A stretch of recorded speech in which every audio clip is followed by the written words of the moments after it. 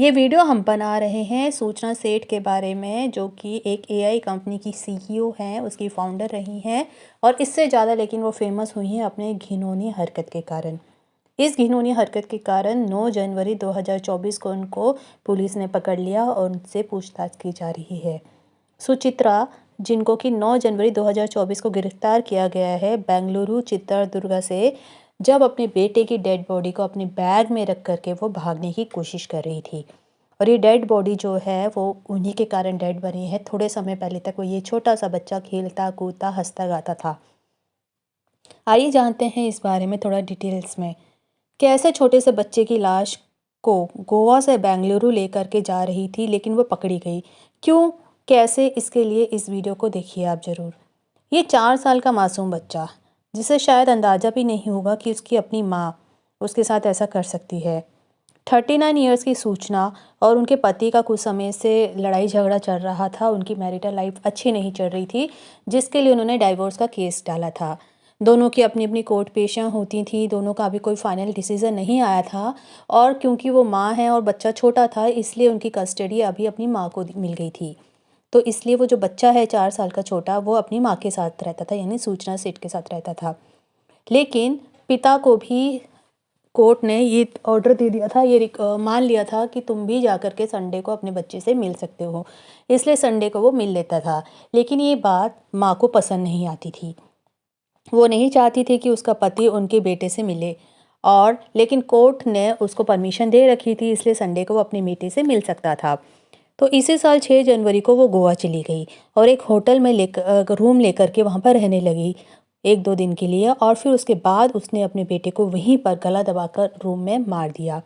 जब वो चेकआउट करने लगी तो होटल के स्टाफ ने उससे पूछा कि आपका बेटा कहाँ है। तो इस पर सूचना ने कहा कि वो बेटा जो है वो उसने किसी रिश्तेदार के यहाँ पर छोड़ दिया है।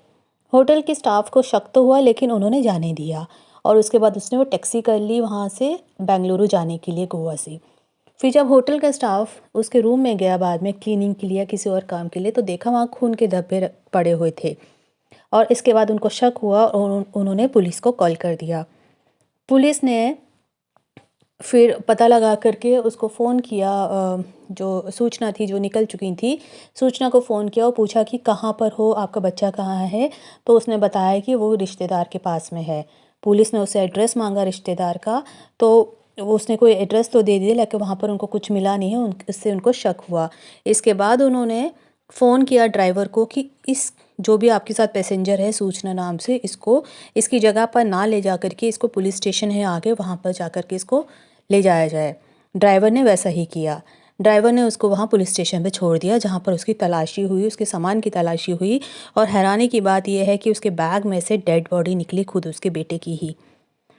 साथ में उसने ये भी बताया कि कैसे वो खुद की कलाई भी काटना चाह रही थी जब उसने अपने बेटे को मार दिया, लेकिन वो डर सी गई, उसे हो नहीं पाया, इसलिए उसने अपनी कलाई नहीं काटी। और फिर उसके बाद वो रविवार को उसने अपनी टैक्सी मंगवाई और वापस बेंगलुरु जाने की तैयारी करने लगी। और उसके बाद फिर जो हमने आपको बताया, तो अब उसके ऊपर इन्वेस्टिगेशन चल रही है। लेकिन हम आपको ये भी बताना चाहते हैं कि ये जो सूचना नाम की महिला इसमें शामिल है, ये कोई छोटी मोटी अनएजुकेटेड नहीं है। ये बहुत ही एजुकेटेड और इंटेलिजेंट लेडी हैं। और इन्होंने 2020 में एक स्टार्टअप की शुरुआत की थी जिसका नाम था द माइंडफुल एआई। ये हमें उनके सोशल मीडिया प्रोफाइल से पता लगा है। द माइंडफुल एआई लैब की वो सीईओ और फाउंडर रही हैं। और इस स्टार्टअप की शुरुआत उन्होंने डाटा साइंस से रिलेटेड इंफॉर्मेशन ट्रेनिंग्स और मशीन लर्निंग की स्केलिंग के लिए की थी। मशीन लर्निंग के सॉल्यूशंस को स्केल अप करने में वो मदद करती थी। वर्ष 2021 में 100 सबसे प्रभावशाली महिलाओं के नाम आए थे एआई एथिक्स में दुनिया भर में, जिसमें कि उनका भी एक नाम था। इससे मालूम लगता है कि वो कितनी प्रेस्टिजियस थी और कितना अच्छे उनको इन्फॉर्मेशन थी। काफ़ी अच्छा नाम उन्होंने अपना एआई वर्ल्ड में कर लिया था। और उन्होंने कैलकाटा यूनिवर्सिटी से फ़िज़िक्स में एमएससी की थी और उसके बाद उन्होंने स्पेशलाइजेशन जो की थी वो थी प्लाज्मा फ़िज़िक्स विद एस्ट्रोफिज़िक्स में। हार्वर्ड यूनिवर्सिटी की भी वो फेलो रह चुकी है। इसके अलावा संस्कृत में पोस्ट ग्रेजुएट डिप्लोमा भी किया हुआ है और सोशल मीडिया प्रोफाइल के अनुसार उन्होंने उसमें टॉप किया था। इससे पहले सूचना ने बीएससी इन फिज़िक्स ऑनर्स भी किया था from Bhawanipur education society college in Kolkata. उसके नाम पर लैंग्वेज प्रोसेसिंग की कई सारा पेटेंट भी अवेलेबल है।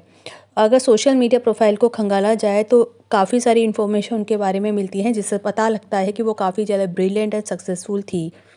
बहुत ज़्यादा काबिल और सक्सेसफुल एक औरत कैसे इतना बड़ा घिनौना कदम उठा सकती है, ये सोच करके काफ़ी हैरानी होती है।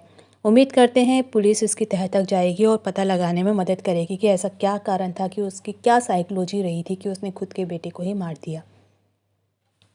Thanks for watching.